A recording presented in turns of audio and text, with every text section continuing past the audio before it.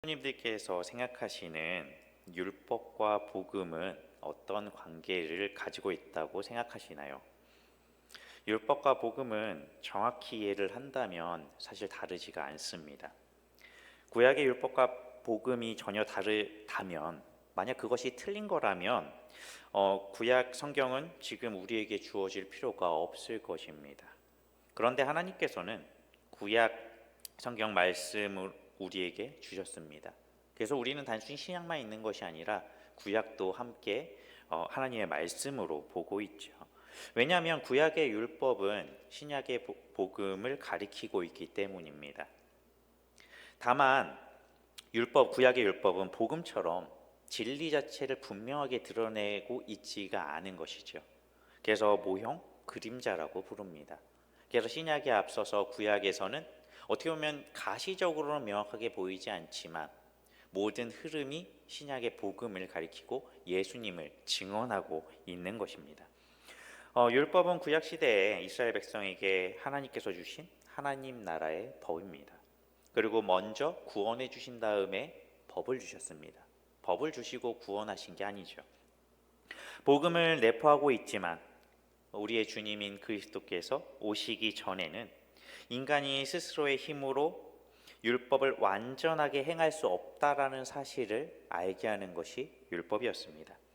하나님께서는 율법을 통해 인간의 죄성을, 그 죄를 알게 하시고 그걸 알게 하심으로 자기의 부족함을 깨닫고 믿음으로 하나님께 나오게 하셨습니다. 율법은 그 자체로 사람을 구원하는 것이 아니라 자신을 의지하지 않고 하나님께 나오게 하는 간접적인 효과를 나타내는 것이 특징이고 이 율법의 핵심이었던 것이죠. 그래서 율법은 죄를 드러나게 하는 기능이 있습니다. 죄가 무엇인지 분명하게 알려주는 것이죠. 그래서 하나님 말씀에 불순종하는 것이 죄다라고 율법은 분명하게 알려주는 것입니다. 그래서 구약시대에 이스라엘 백성들은 어떻게 했나요? 늘 동물을 가지고 제사를 드렸습니다. 이 동물이라는 제물을 가지고 하나님께 항상 나올 수밖에 없었던 것이죠. 그래서 매년 한 번씩 대속죄일에 대속죄제를 지내고 그거 외에도 매일 드려지는 상번제, 그것뿐만 아니라 속건제, 속죄제, 개인적인 모든 제사들이 계속해서 이루어졌다는 사실은 우리는 모두 알고 있습니다.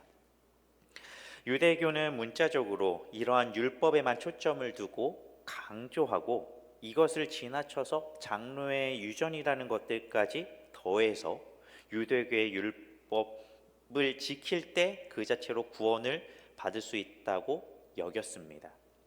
구약의 율법과 유대교의 율법이 어떻게 보면 그 받아들이는 사람들의 의미가 좀 다를 수 있다라는 것이죠.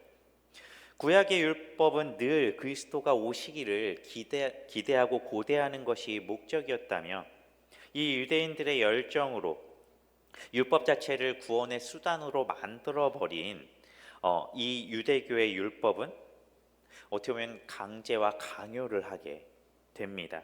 결국 사람들은 이 유대교의 율법 자체를 오해하게 되는 것이죠. 왜냐하면 예수님 당시에는 어땠을까요? 율법하면 유대인들이 지키는 율법을 생각한 것이죠. 그들의 사고 방식 안에서 율법을 이해했던 것입니다. 그렇기 때문에 이러한 오해가 결국 복음과 율법이 상충된다라는 오해를 낳게 되었던 것입니다. 정확하게 말하면 복음은 유대교 율법과 맞지 않는 것이고 본래의 율법과 다른 것이 아니라는 말인 것이죠. 만약 이것이 앞서서 말씀드렸듯이 율법과 복음이 다르다고 한다면 우리에게 주어진 구약과 신약 성경에 문제가 생기죠. 오류가 생기게 되기 때문입니다. 그래서 이러한 이해를 가진 바울은 갈라디아 성도들이 어리석다라고 이야기합니다. 왜냐하면 그들은 그리스도의 십자가의 중요성을 생각하지 않았기 때문입니다. 유대교에서 주장하는 할례와 율법에 매혹되어서 십자가의 중요성을, 그 본질을 보지 못했던 것입니다. 죄악의 본성이 자기 중심성과 자신을 특별하게 여기는 자존심 가운데 다른 사람보다 더 나아야 하며 똑같이 값없이 주신 은혜로 주님 한 분 외에 자랑할 것이 없다는 고백을 죄의 본성은 좋아하지 않기 때문이죠. 그래서 유대인들처럼 율법을 잘 지키고 경건해 보이는 모습, 뭔가 있어 보이는 모습이 그걸 지키지 못하는 사람보다 더 뛰어나게 보이고 그 뛰어나고 칭찬받고 뭔가 인정받는 모습이 되고 싶어 했다라는 것입니다. 좀 더 특별해지기 위해서 남들이 안 하는 할례나 율법 준수를 더 하려고 하는 마음의 유혹이 우리의 신앙의 올무가 되어 넘어뜨리는 것이죠. 이 갈라디아 교회 성도들이 그런 상황에 놓였고 그런 유혹 가운데 있었다라는 것입니다. 결국 행위를 준작하는 것은 특별해지고 싶은 이 죄의 본성, 사람이 가진 교만인 것이죠. 그래서 에덴 동산에서 아담과 여자가 왜 선악을 알게 하는 나무의 열매를 먹는 핵심적인 이유가 무엇이었나요? 하나님과 같이 될 수 있다라는 그 뱀의 결정적인 한마디가 그 열매를 바라봤을 때 먹음직도 하고 보암직도 하고 정말 그렇게 될 것만 같은 그런 능력을 줄 것만 같이 보였기 때문이었습니다.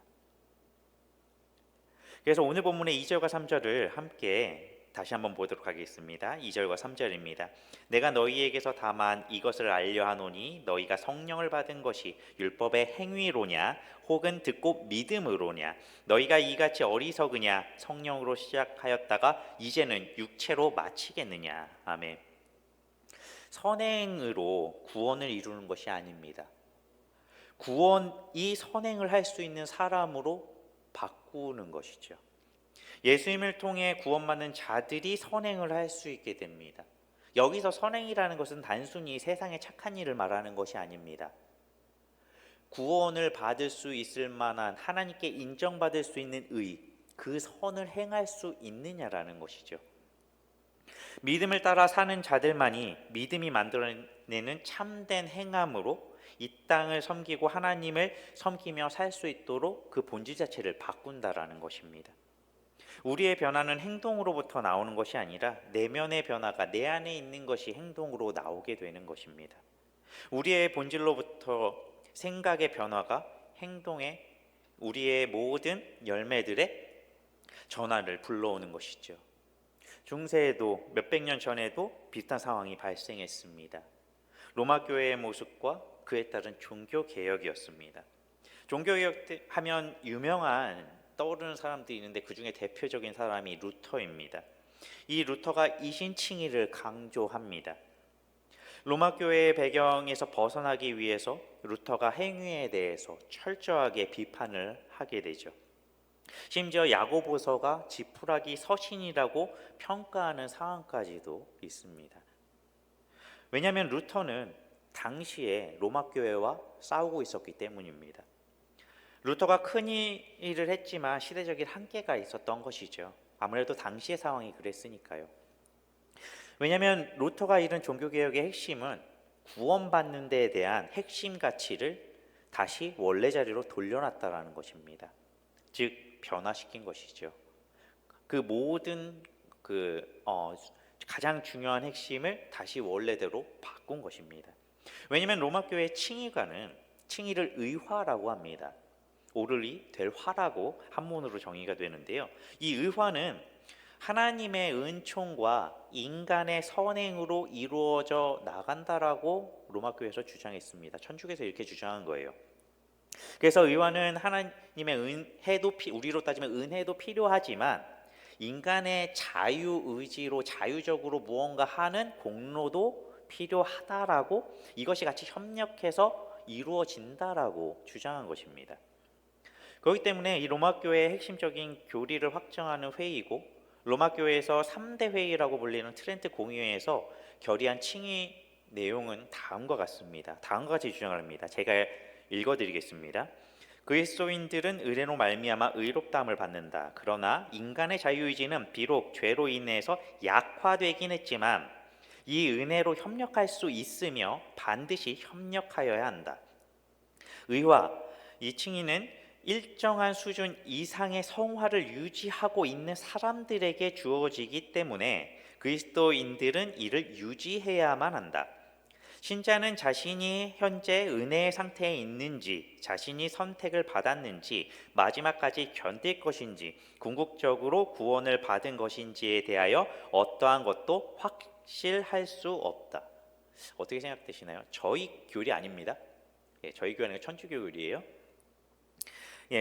이게 그들이 말하는 칭의의 주장이었습니다. 그러면서 반대로 이신칭의에 대한 교리에서 굉장히 다음과 같이 비난했습니다. 어떻게 비난했냐면요.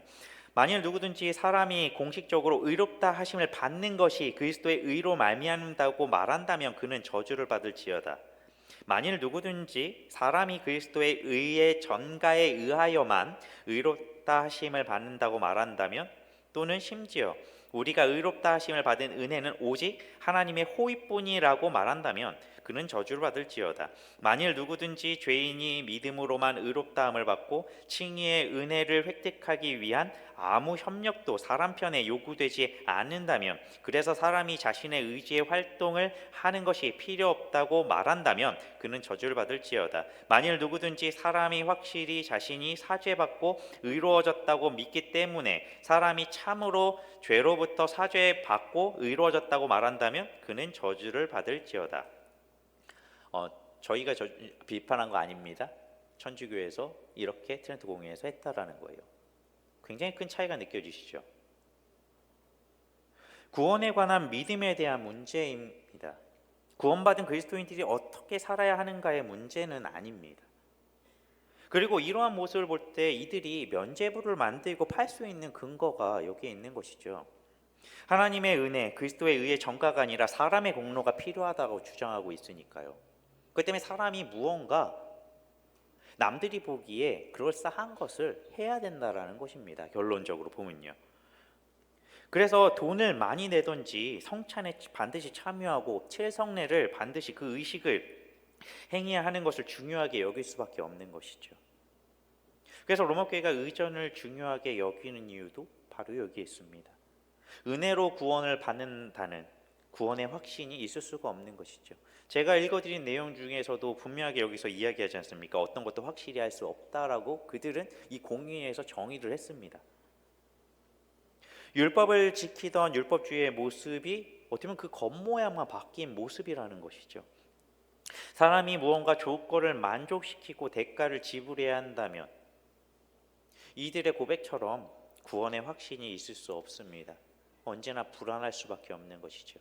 내가 단 하나의 흠이라도 있다면, 무엇 하나라도 오류가 있거나 지키지 못한다면 그 의로움을 상실해 버리니까요. 항상 긴장하며 살 수밖에 없다라는 것입니다. 저희 교회 옆에 보니까 수도원이 있더라고요. 수도원에 저는 들어가 본 적은 없습니다. 여기뿐만 아니라 다른 데도 수도원에 들어갈 일은 없었거든요. 이렇게 가까이 있는 것도 사실 처음입니다. 그러다 보니까 오고 가면서 수녀분들이 길에서 지나가는 모습을 간혹가다 보게 됩니다. 우리가 잘 알듯이 신부들과 수녀들은 결혼을 하지 않습니다. 그 이유는 순결 혹은 정결하기 위해서겠죠. 뭔가 다름을 보여주기 위한 것이라고 저는 생각을 합니다.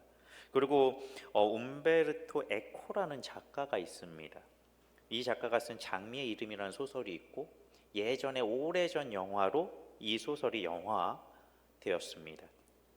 이 소설과 영화의 배경은 이탈리아고 베네딕트 수도원이라는 곳에 수사는 신부는 아니고요. 이 수도원에서 규율을 지키면서 고행하는 사람을 수사라고 불렀습니다. 시체가 발견됨으로부터 이 사건이 시작되는 내용이 전개가 됩니다.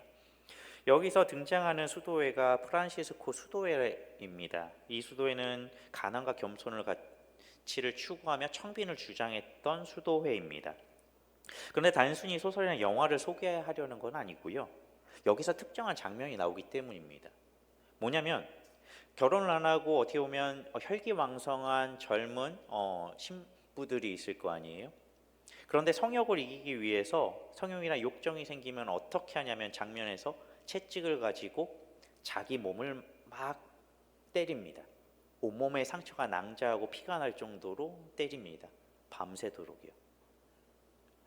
그렇게 자신의 몸을 자해하는 장면이 나옵니다. 그렇게 해서 그것을 참고 정욕을 참고 죄를 범하지 않기 위해서일 것입니다. 그런데 이러한 모습이 순결한 모습인가요? 이성을 멀리하고 결혼하지 않고 성욕을 참고 견디면 순결한 것인가요? 결혼하지 않는 것이 성경적인지 우리는 생각해 볼 때 성경적이라고 말씀하실 수 있는 분 계십니까? 왜냐하면 창세기에 처음부터 하나님께서 주신 묘나 명령과 복은 무엇인가요? 생육하고 번성하는 것입니다. 아브라함에게 약속하신 약속은 무엇인가요? 그 후손을 모래알같이 별들과 같이 많게 해주겠다라는 약속이셨습니다. 그리고 남자와 여자를 만드셨고 동물들도 암수를 만드셨습니다. 심지어 식물들도 우리가 잘 알듯이 수분이 이루어져야지만 그 씨앗을 맺는 식물들이 굉장히 많습니다. 그렇다면 이렇게 결혼한다라는 거, 가정을 이룬다라는 거, 그것이 절대로 죄가 될 수 없죠. 하나님이 처음에 그 원하셨던, 그걸 하나님이 만드셨던 거니까요.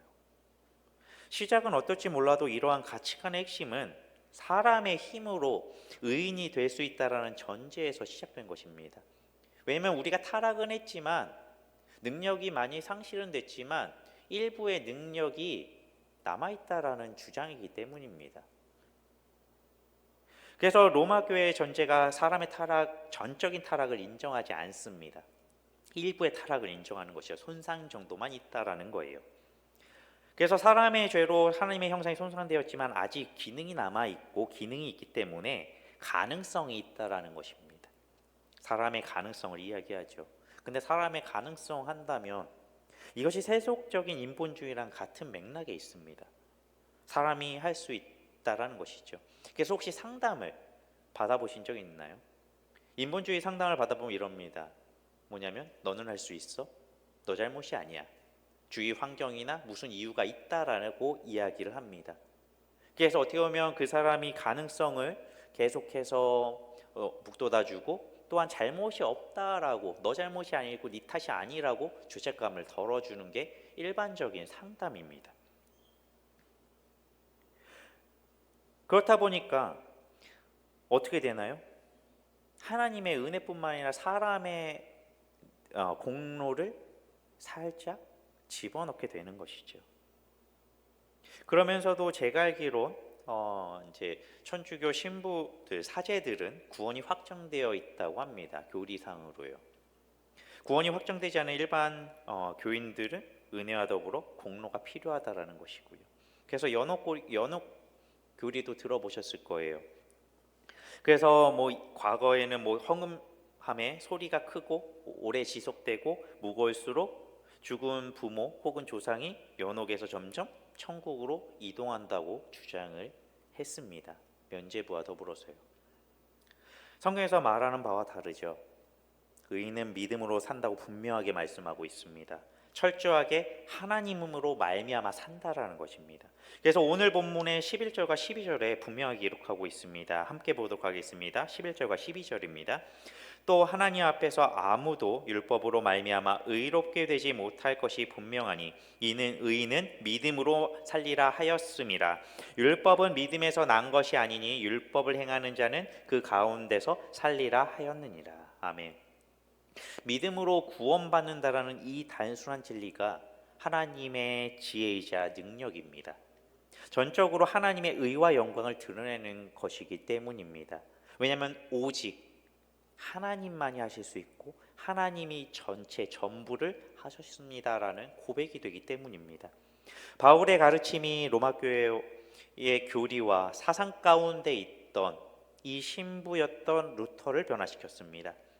루터의 칭의에 대한 이해가 바뀌었기 때문에 성화에 대한 이해도 달라지고 결국 구원에 대한 이해가 바뀌게 된 것이죠. 그러면서 속죄에 대한 개념도 바뀔 수밖에 없었던 것입니다. 그래서 루터는 칭의의 교리가 교회를 세우기도 하고 쓰러지게도 하는 조항이라고 이야기를 했습니다. 세우기도 하는 것까지는 이해가 되시죠. 근데 쓰러지게 하는 조항이라는 것은 무슨 말일까요? 이거는 칭의 교리가 무너지면 교회도 무너진다는 얘기입니다. 그만큼 칭의 교리가 중요하고 이것은 전적으로 하나님의 은혜라는 사실을 강조하는 것이기 때문이고, 또한 이것이 예수 그리스도의 그 십자가의 죽으심과 부활의 그 대속의 은혜의 핵심이기 때문입니다. 구약 성경에서 언약은 믿음으로 우리가 의인임을 말합니다. 믿음으로 아브라함의 자손이 되어 구원받은 하나님의 백성이 된다라는 것입니다. 우리의 노력이나 혈통이 아닌 것이죠. 그래서 오늘 본문은 6절과 7절에 이렇게 기록하고 있습니다. 아브라함이 하나님을 믿음에 그것을 그에게 의로 정하셨다 함과 같으리라. 그런즉 믿음으로 말미암은 자들은 아브라함의 자손인 줄 알지어다. 아멘. 만약 아브라함의 자손이 혈통으로 된다면 저를 비롯한 성도님들께서는 아브라함의 자손일 수 있으신가요? 저는 가능성이 거의 없다고 생각이 됩니다. 왜냐면 민족이 다르니까요. 우리는 믿음으로 아브라함에게 주신 하나님의 언약에 참여하는 자가 되었습니다. 믿음으로 언약에 연결이 된 것이죠. 그래서 아브라함에게 주신 믿음, 그 믿음이 우리에게 주어지므로 아브라함에게 주신 그 언약이 우리에게 주어졌다라는 것입니다. 그래서 아브라함의 언약이 수천 년이 지난 현재 우리에게도 유용한 것이죠. 또한 우리에게만 유용한 것이 아니라 역사의 모든 시간에 있는 그리스도인들에게도 유효하다라는 것입니다. 그래서 요한복음 우리가 너무나도 잘 아는 1장 12절에서 14절까지의 말씀을 보면 너무나도 잘 나와 있습니다. 함께 찬찬히 함께 합독해서 보도록 하겠습니다. 함께 보겠습니다. 영접하는 자 곧 그 이름을 믿는 자들에게는 하나님의 자녀가 되는 권세를 주셨으니 이는 혈통으로나 육정으로나 사람의 뜻으로 나지 아니하고 오직 하나님께로부터 난 자들이니라. 말씀이 육신이 되어 우리 가운데 거하심에 우리가 그의 영광을 보니 아버지의 독생자의 영광이요 은혜와 진리가 충만하더라. 아멘. 우리가 너무나도 잘 아는 말씀이시죠. 우리는 그리스도인으로서 믿음으로 말미암아 영적인 아브라함의 자손입니다. 즉 하나님 나라의 하나님 백성들이라는 것입니다. 성경에서 말하는 믿음은 결국 이 세상의 어떤 것으로도 구원받을 수 있는 의를 이룰 수 없다라는 것입니다. 즉 세상의 것으로 구원받을 수 없다라는 것의 증명이 바로 우리의 믿음이라는 것입니다. 부자가 천국에 가는 것이 낙타가 바늘귀에 들어가는 것보다 어렵다라고 말합니다. 이 말은 무슨 말인가요? 부자가 천국에 못 간다라는 말이 아닙니다.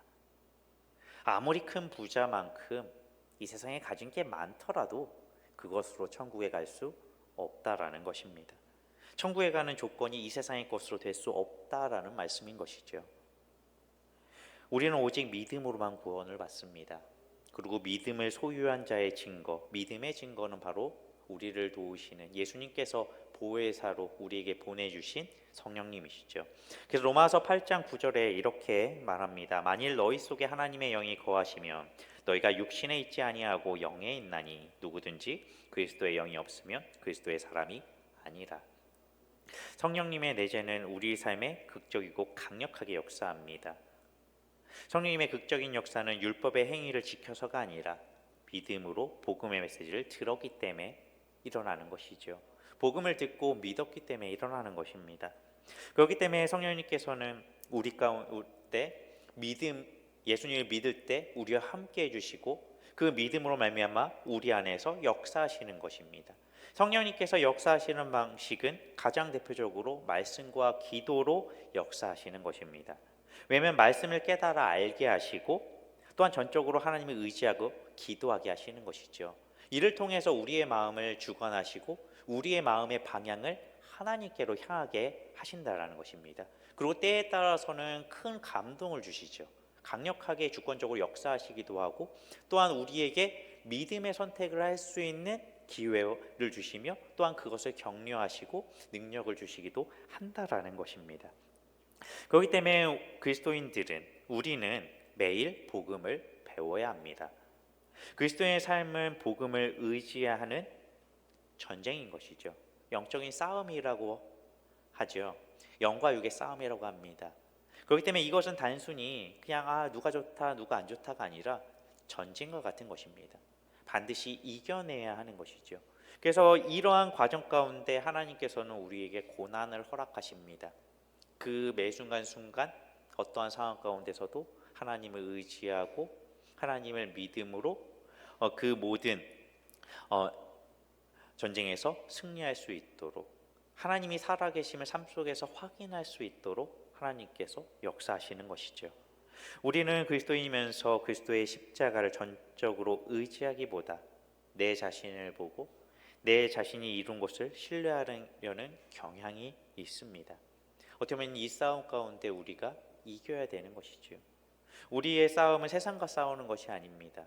어떻게 보면 이러한 우리의 본성, 죄의 본성과 싸우고 하나님께서 우리에게 원하시는 모습을, 예수님을 닮는 그 모습을 이루어 가기를 원하시기 때문이죠.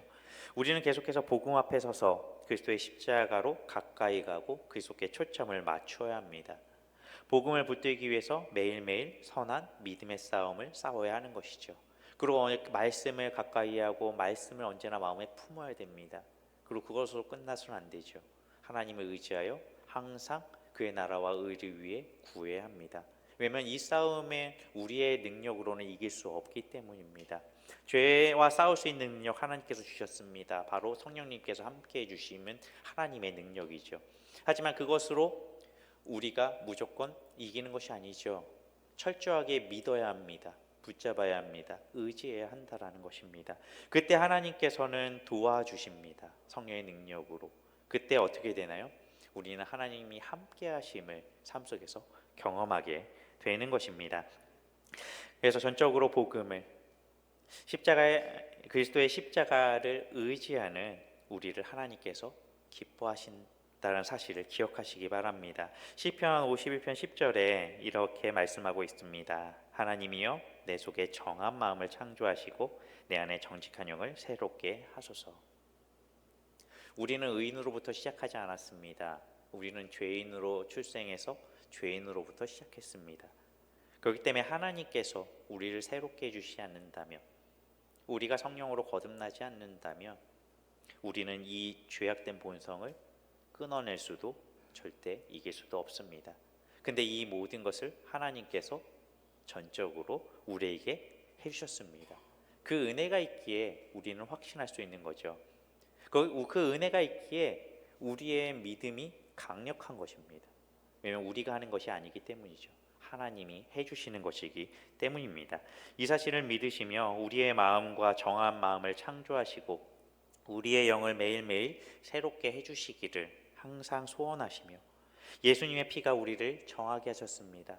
이 사실을 믿음으로, 이 사실이 우리의 능력으로 정말 하나님께서 인정해 주신 의인이라는 그 자부심을 가지고 언제나 하나님을 의지하여 한 주간 하나님의 살아계심을, 단순히 살아계신 분이 아니라 나의 아버지로서 나와 함께 하심을, 내가 아브라함의 자손으로 하나님의 자녀, 그 아들과 딸이라고 불려진다는 사실, 그 사실을 기억하시며 은혜 가운데 승리하시는 한 주가 되시기를 기원드립니다. 기도하겠습니다.